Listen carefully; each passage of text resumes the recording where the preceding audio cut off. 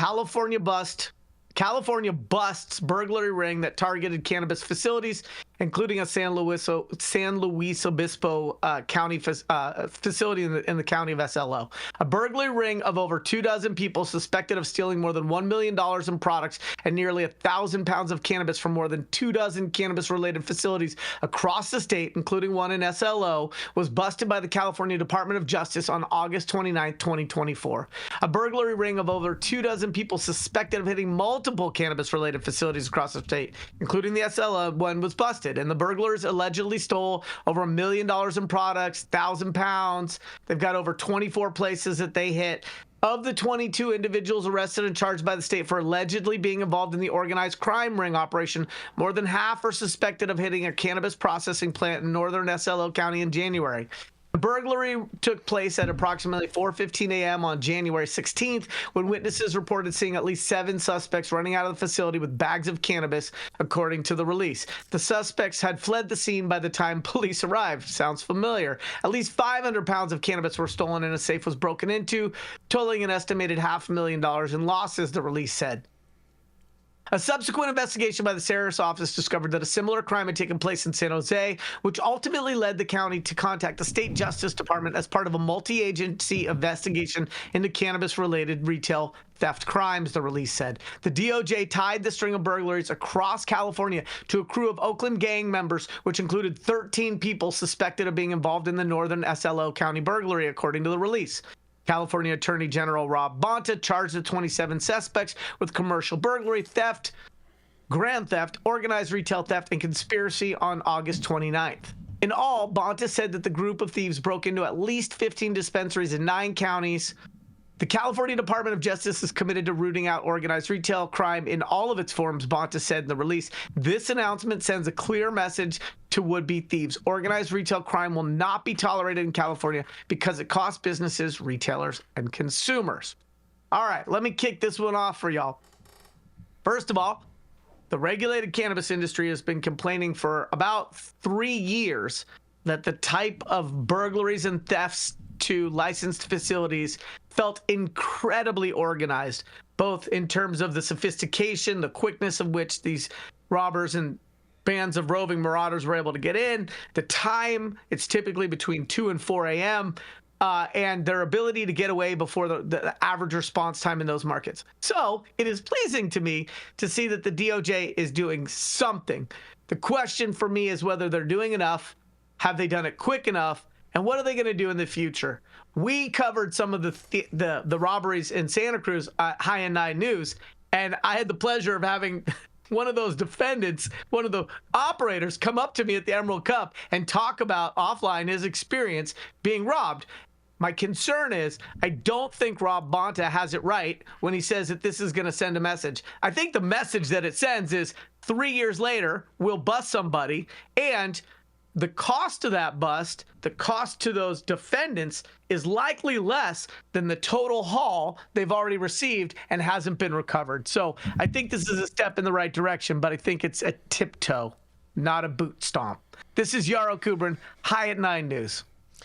Well, 2 of my facilities got hit, so fuck those guys. Please rot in jail. But I don't think that's going to happen because this is California, and how much are they really going to penalize them? They're going to show that they rehabilitated these guys, had them do some community service, and, oh, we made some money because we took a bunch of fines and restitution that don't actually go to the operators.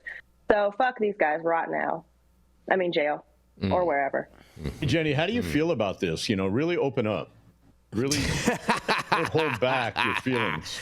I feel like Oakland PD still hasn't responded to take the report on that one, but all right, thanks.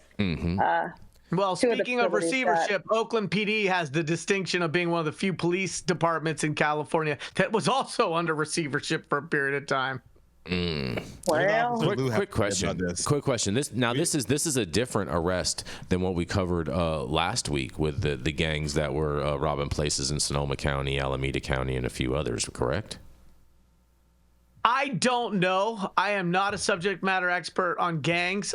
What I do know is that in at least both instances, they're talking about organized crime, not disorganized crime, and that it is absolutely these continuing criminal enterprises, gangs that are targeting this industry and then targeting different sub-markets and moving around? I think it is different because in the one that happened, it was all pretty much northern California counties that they alluded to crimes in. I think the farthest south was like Modesto, and so this one was involving robberies in San Luis Obispo County and a few others. Correct?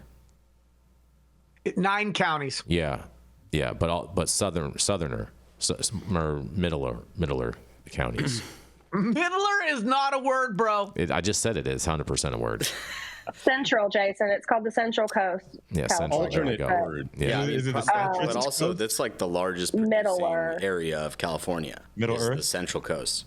Santa Barbara Middle has Earth more stupider, allocated acres for cannabis production than anywhere in the state. So, That's true. All this is going to definitely move down into that area.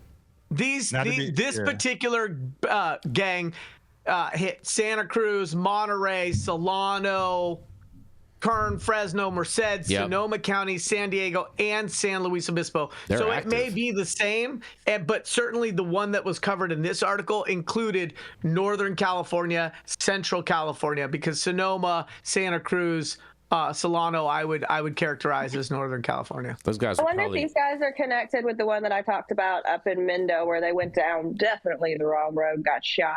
I wonder if that was. Oh, the Covelo? Yeah, Covelo don't mess around. If you're a thief, don't go to Covelo because you'll probably end up the victim. These guys got in so many miles. I'm willing to bet you they were stealing gasoline too, siphoning it out of people's cars and stuff too. Just to get I mean, they were probably just using what was in the U-Hauls that they'd already rented. Were probably going to drop off, not full.